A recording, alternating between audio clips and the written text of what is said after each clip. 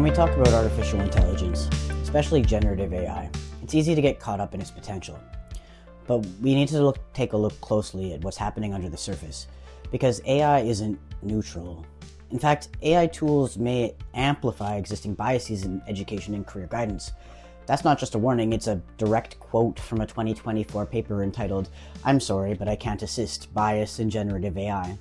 This study conducted an algorithm audit using carefully selected name lists associated with different racial and ethnic groups.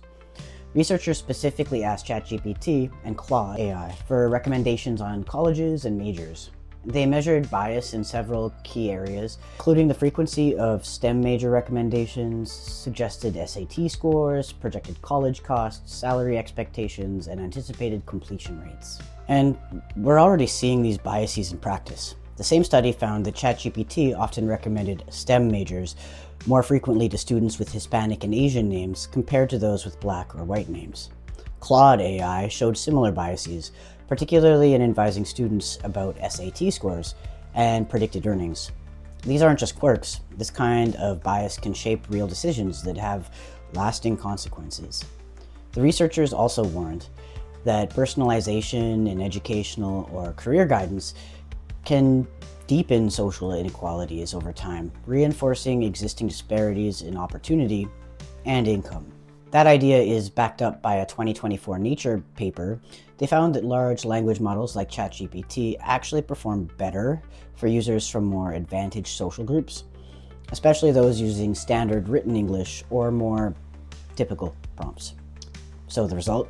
People from marginalized backgrounds may receive lower quality responses, even when asking for the same kind of help. It's a powerful reminder that AI doesn't just reflect inequality, it can actively reproduce it. Large language models like GPT-4 have potential to revolutionize healthcare, streamlining admin work, supporting clinical decisions, etc. However, a recent study found that GPT-4 may also perpetuate racial and gender biases. When tested using clinical vignettes and realistic prompts, GPT-4 frequently produced stereotyped diagnoses and treatment plans based on patient demographics. The model's recommendations were significantly influenced by race, ethnicity, and gender, sometimes suggesting more expensive procedures or different clinical perceptions based on those factors. This highlights the urgent need to address bias in AI systems, especially when they're used in high-stakes fields like medicine. But this same training data is baked into the AI we use on the daily as well. That pushes back hard against the idea that AI is culturally neutral or globally fair. It doesn't seem to be. Bias in AI also shows up in how systems respond to culturally sensitive topics. A study tested how large language models handle prompts about LGBTQ+ rights. ChatGPT 3.5 shifted its level of support depending on the religious or national context of the question, while Google's Bard maintained more consistent human rights-aligned responses. That inconsistency matters, especially as these models are used globally. Image generation models come with their own problems. In AI depictions of psychiatric diagnoses, researchers found that image models often relied on stigmatizing and stereotypical portrayals, especially when prompted with mental health terms. The results weren't just inaccurate, they were harmful. Medical applications of AI can carry even greater risk. According to Hastings in 2024, in Preventing Harm from Non-Conscious Bias in Medical Generative AI, GPT-4 was found to exaggerate disease prevalence among certain demographic groups and reinforce damaging stereotypes. Worse, researchers are finding out that once these biases are embedded, they're difficult to correct, even with direct interventions. Then there's the censorship issue. A report titled "Here's How DeepSeek Censorship Actually Works" examined DeepSeek, a Chinese open-source AI model, and found that state-aligned narratives were embedded into the training data itself. The takeaway?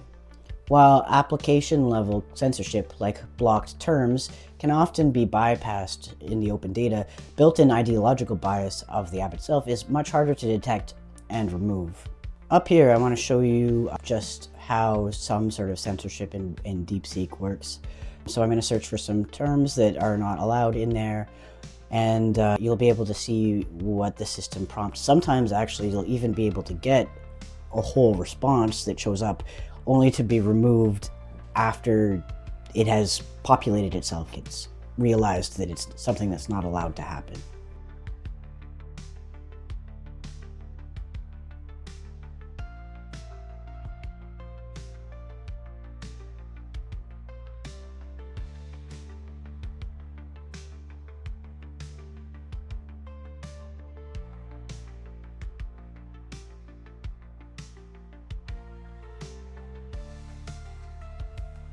Another concern is exclusion.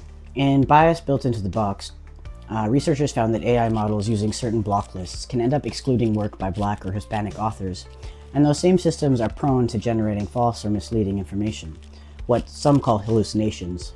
But as one scholar put it in that study, hallucinations are really just another word for bullshitting. And it's not just about language. When we move into the realm of image generation, similar biases emerge. Studies such as Zoe Hurley's well-named Generative AI's Family Portraits of Whiteness, a post-digital semiotic case study, reveal that when generative AI tools are asked to create family portraits, the resulting images often reproduce Eurocentric visual stereotypes.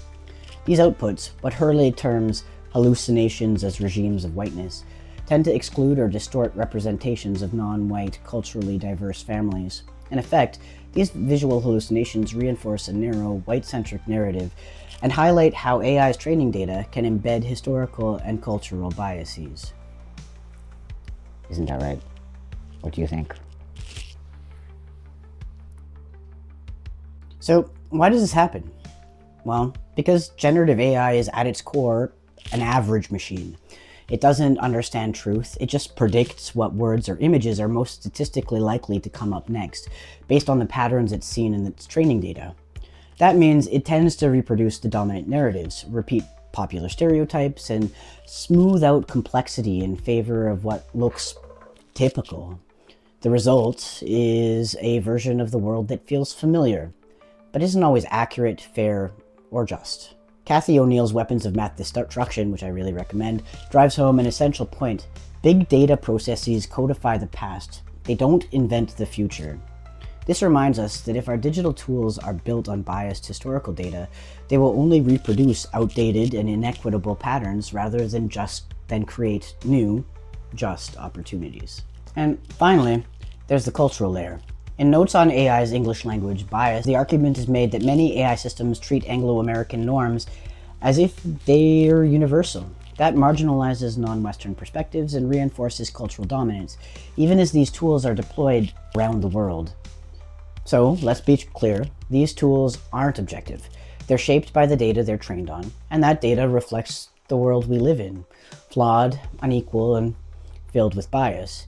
If we don't confront that head-on, we risk baking those same biases into the future that we're building, and then perpetuating it ad infinitum.